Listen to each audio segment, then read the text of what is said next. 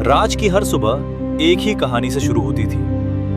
Cigarette का packet हाथ में लेकर वो खुद से वही वादा करता था,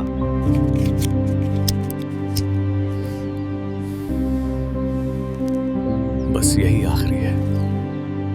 लेकिन आखिरी का मतलब कल फिर से पहली बन जाता था।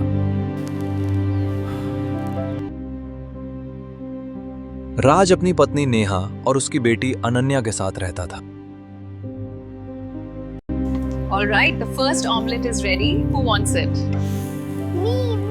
I want that one.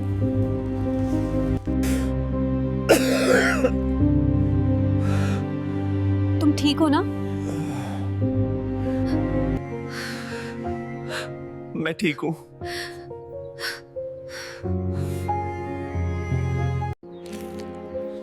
राज, तुझे सिगरेट पीना कम करना पड़ेगा। तुम्हारी सेहत ठीक नहीं है तो। मैं कोशिश कर रहा हूं, मैं जल्द ही इसे छोड़ दूंगा। ये मेरा वादा है। वादे जो हवा में उड़ जाते थे, सिगरेट के धुएं की तरह। पर एक दिन राज का हमेशा की तरह नहीं था। उसकी खांसी बढ़ चुकी थी और छाती में बहुत दर्द हो रहा था। वो घबराने लगा। उस दिन राज को डॉक्टर के पास जाने के अलावा कोई और रास्ता नहीं था। आपके दोनों फेफड़ों को नुकसान पहुंचा है। अगर आप सिगरेट नहीं छोड़ी तो आगे चलकर बहुत परेशानी होगी। डॉक्टर की बात सुनकर राज बहुत परेशान हो गया था। उसे समझ नहीं आ रहा था कि आगे क्या करना है। और उस दिन उसने ठान लिया था कि सिगरेट छोड़नी ही है। और ये बात अपनी पत्नी को बताने वो उसके पास गया। मैंने सिगरेट पीना छोड़ दिया है।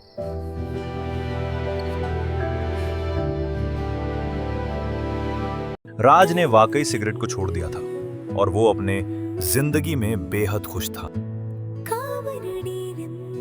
पत्नी के साथ जंगल ट्रैकिंग पर निकले राज के लिए वो दिन एक भयानक मोड़ ले आया।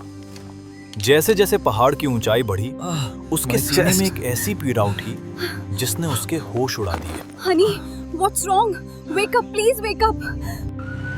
सिगरेट की लत ने कब उसकी सेहत को अंदर से खोखला कर दिया था, उसे तब एहसास हुआ था। राज को अस्पताल में भर्ती करवा दिया गया। राज की ये हालत देखकर उसकी पत्नी बहुत परेशान हो गई। राज ने काफी देर में सिगरेट छोड़ पाई, जिसके कारण उसके फेफड़ों को नुकसान पहुंच चुका है। मैंने सिगरेट छोड़ दी थी।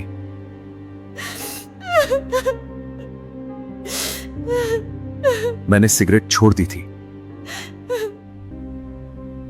राज की गंभीर स्थिति के कारण ऑपरेशन करना आवश्यक हो गया। उसे ऑपरेशन थिएटर में ले जाया गया। ऑपरेशन 2 घंटे तक चला, पर किस्मत को कुछ और ही मंजूर था।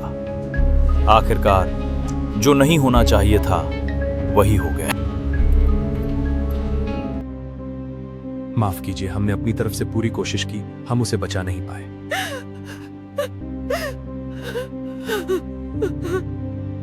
राज अब नहीं है, पर उसकी पत्नी का दर्द है। उसके सपने बाकी हैं, उसके अधूरे रिश्ते हैं। क्या तुम किसी को ऐसा दर्द देना चाहते हो? धूम्रपान सिर्फ एक आदत नहीं, ये आत्महत्या की धीमी प्रक्रिया है। आज ही रुको, अपने प्रियजनों को अपनी मृत्यु से बचाओ। जीवन अभी बाकी है, इसे सार्थक बनाओ। ऐसे ही वीडियो देखने के लिए जीवन का सफर चैनल को सब्सक्राइब करें। धन्यवाद।